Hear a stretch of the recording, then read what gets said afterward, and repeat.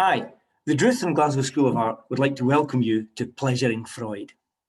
I'm Johnny Rodger, and I'm going to be presenting and introducing the guests today, along with my colleague, Hayley Maxwell.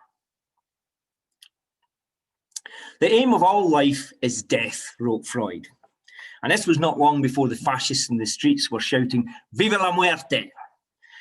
But is Freud's dictum in any way historically and culturally, or even as a measure of the zeitgeist, related to the jeering, sneering nihilism of that creed that was to lay waste to the world and destroy so many lives in the mid-20th century?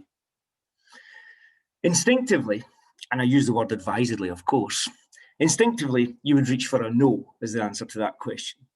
But of course, Freud is that writer who tells us that no means yes.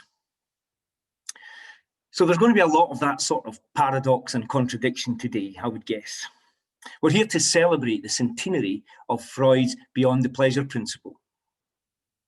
And when there was a change in the spirit of his writings, and we've got 4 individual speakers, not just of expertise, but of brilliance and originality in fields related to and engaging with that Freudian heritage.